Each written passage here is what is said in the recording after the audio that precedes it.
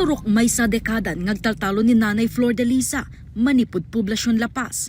Sipod idi, mangnamnamadan ti rain fed. Idinto talo dekada meten ni Franklin ngagtaltalon, kanada iti irrigated area ti talon na. Agsin na balidaman ti sistema ti panagtalon, agpadadamet nga apektado, tinakidit adanom, kan kinaawan ti todo. Dagitoy ni mulmulami, kan nang runa dagitoy kwan mararaupanan, awan mo ti kwan, dandanumdan. Nakapagbunubon kayo, ma'am? Aywan, ma'am. Nakapag-grab kayo? Haan pa'y, ma'am, tawan nga ron ti danom. Ngam ti bunbunubunan, ma'am, kwan, makseten. Ito'y kabasitan, ma'am, tagapod to'y tinag-river, ma'am, madanom. Ado kami mo't nagbibingay to'y danom mi, ma'am. So nga, tinamayan mi pa yun, adaw mo unad, maududing agtalonin, ma'am, tama kami mabalin agigidan. Dati nga kabasit, ma'am, di kabasit ti danom, so nga makapaggigidan. Manipod jay isit kada bulbulala sa kupon amin na ito'y tinag-river, ma'am. Dagiti sitwasyon da ti kang runana benepisyaryo ti lawa at binhi when local adaptation to water access can breaking insufficiency through nutritious harvest for impoverished.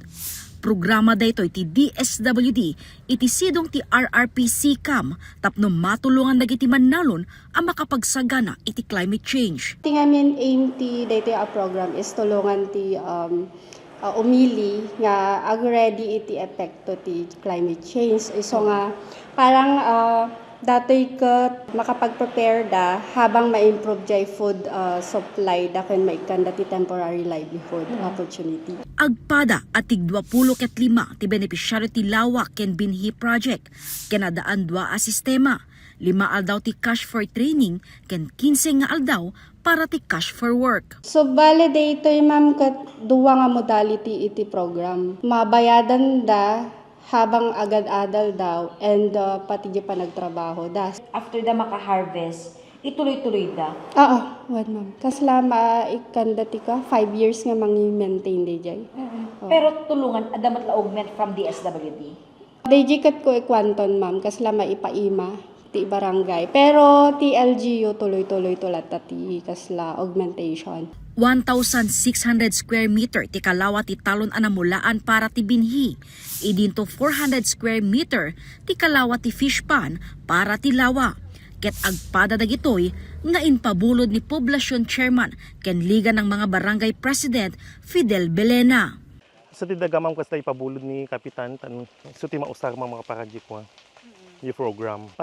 Panaka-share na din ti program ti DSWD nga lawa binhi, ma'am. Bale ti DSWD, ma'am, so dalang di kwati panakabayad dagi beneficiary, ma'am, sa honorarium dang trabaho ti 20 days. Aga pumet iti Office of Municipal Agriculture dagiti fingerlings, udang ken seedlings a mausar. Dagiti mapataw da produkto, tiranta a mailako. Dagiyad duma, ma'am, ilako da, tayo so ti mausar pang maintenance. Tapos di excess na, so ti bingay da lang, ma'am. Kano danto pa inayon ng excess, itulong dargi less fortunate ko, ma'am. Ma'am, dakalabanag dati, ma'am. Saan mo makatulong kanya yun, sir?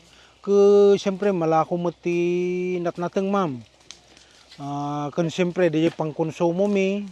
Kan makatulong pa, karga di awanan na pulos, ma'am. Naglalo na pa nagririgat. Dakal mo't nga tulong kanya mi, dayjay maitid nga kaslagun ko namin mo't nga inaldaw. Iso nga damot ti agserbi ti pampamilya mi. Alaksidan kadagiti Farmers Association ti Barangay Poblasyon, manarimaan meten ti cash for work ti Farmers Association ti Barangay Buli. Jessica Boreta, Balitang Solid North.